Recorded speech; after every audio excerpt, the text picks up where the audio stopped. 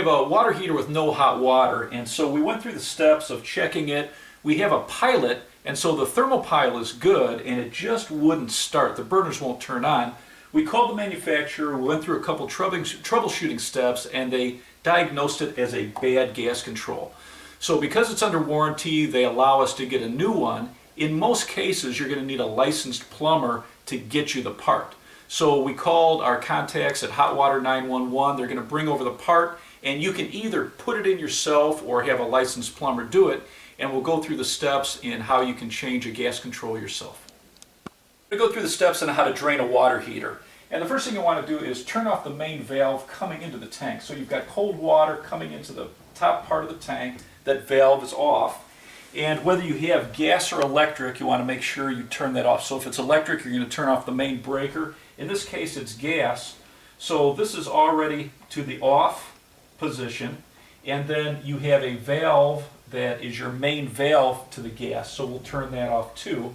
And then to drain this, we're going to open the hot faucet on one of the faucets upstairs.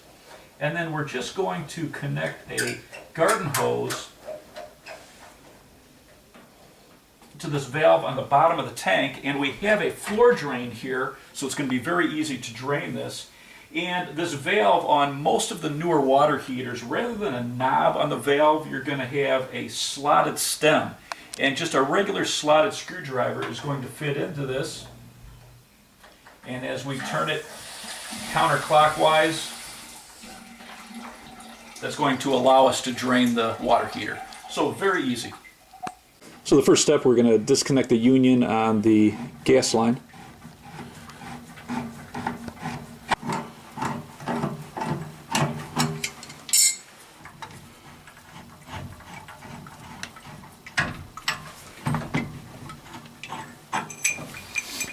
So you like this really narrow adjustable pliers because you can get it into small nipples, small spaces? Yes. Yeah, very nice. I like it. And this company's called what? Knipex. Knipex. All right, great. Thank you. Her. Okay, flat blade screwdriver. Right like that. And then just prying that Yep. tab off. Okay, great. Putting pressure on the bottom and the top at the same time and popping it out. Beautiful. And then we just... Disconnect the spark igniter. Very easy. Okay, excellent. Good old-fashioned channel lock. Okay. And we're just going to disconnect now the burner tube and the pilot tube. Yep. Okay. Sure that you don't crimp it, because they're bendable and they will crimp. You don't want to crimp them. Okay, very good. So on the new gas control, you're using Teflon tape? Yep, Teflon tape, and then I don't like leaks, so I will also use a little bit of thread lock. Okay, and we're wrapping that clockwise? Yes. All right, very good. Plastic. Okay. We don't want to break or crack any of this plastic. Okay.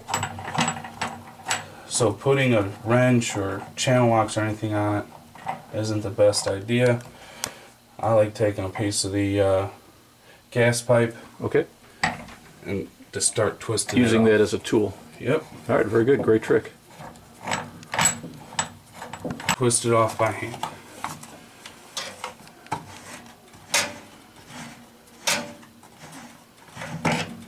Excellent. Make sure to inspect the threads Okay. before you screw anything back in. Make sure they're clean. And at this time you can also somewhat take a flashlight and sort of look around to see what kind of scale buildup you got going on in your unit. This one has a little bit that I can tell.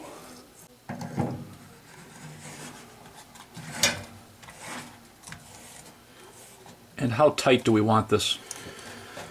The way I do it is I do it all the way hand tight, and then I'm going to give about anywhere from a quarter to a half turn. Okay, so it's pretty snug now, I can tell. Yeah. So you're just going to square it up then? Yep. Okay. And we're using that same trick, using a piece of pipe as a tool? Yes. And that's the way I don't take a chance of breaking the plastic backing. Yeah, very smart. And when you do this, make sure you screw the pipe pretty much all the way in. You don't have to crank on it, but you want it pretty much all the way in there. Because I can show you on the old one, it is aluminum, Okay, and you don't want to break any of these threads. very good.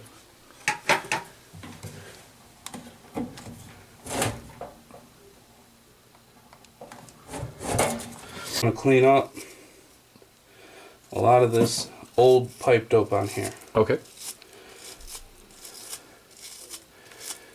Threads, Okay. again, we're just going to do the first couple of threads.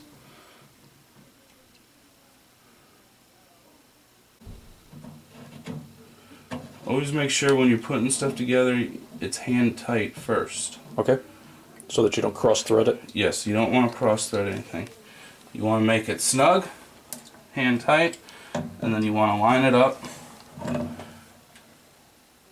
to where you want to go with it, the direction you want to go. Screw it down hand tight.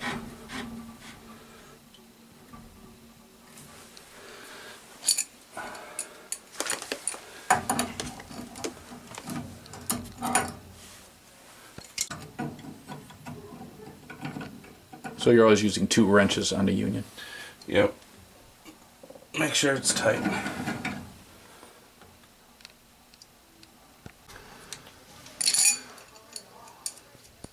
So now we're reconnecting our tubes for the gas? Yep, the new gas control valve is going to come with little fittings Okay. inside the control. Just take them out. And that just protects it from getting dirt in there? Protects the threads and from getting dirt inside the orifices. Okay. And then you always want to start everything, make sure with your fingers. You don't want to cross thread anything because you are dealing with aluminum, Okay. which is a soft metal. When you're screwing this in, Okay. if you hold on to the pipe and you give it a little wiggle back and forth, you can screw these fittings up. So it frees up the pressure on the nut. Yes. Excellent. We're gonna snug everything up. Snug it, don't over tighten. Yep, you don't want to over tighten because you're dealing with brass and aluminum, soft metals. There's a plug in that side too. There's a plug, just Okay. a plastic plug, pull it out. Very good. Make sure when you reposition this you don't kink anything. Okay. Go back with a wrench, snug it up. Now we're going to plug the wires back in. This wire's for the spark igniter, Okay. So easy. and then this one plugs right back into there. Very good. Excellent.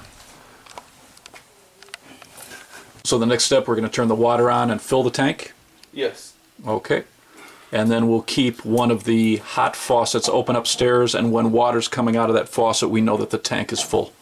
Because we never want to turn on the gas or electric to a water heater before there's water in it. And then the other thing, we wanted to make sure that the valve is turned off to the drain. We're going to turn the gas valve on. Okay. Tools out of the way.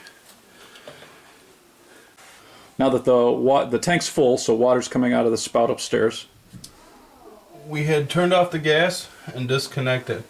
So from this shut off to this right here is air. It's not Right. gas. Okay. It's compressed air. So we're turning the gas control knob to pilot. To pilot, and we're going to hold it in. We got to purge the gas control valve. So this is going to take a while. Take a little bit. Okay. You can actually hear the gas going through the pilot assembly. Okay. When you hear that, look into the little sight gauge.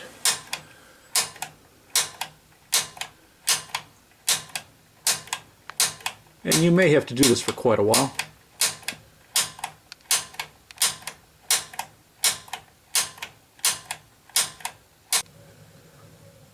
So the pilot's on. You hold in the button until this status light starts blinking. Okay. And it blinks about once every 3 seconds. Yes. Okay. And this. And it's on, so you let go. Okay. And now you take the dial and you turn it to your desired temperature. And there it is. We have hot water. Beautiful. Great job. Thank you. So this is a 40-gallon tank. It's probably going to take about an hour and a half for it to get up to temperature. And you're going to see and hear a lot of popping and fizzing because you're putting that ice cold water in here and you're turning this burner on, so you're going to get some condensation. So it's normal when you drain the tank and then you fire it up for the first time. Now to finish it up, I'm just going to put this outer cover on and we just slip it in like that. So those are the steps to change a gas control, and I want to thank Hot Water 911 for walking us through it. And if you're in the Chicago area, they do an excellent job. So I'll put their information underneath the video.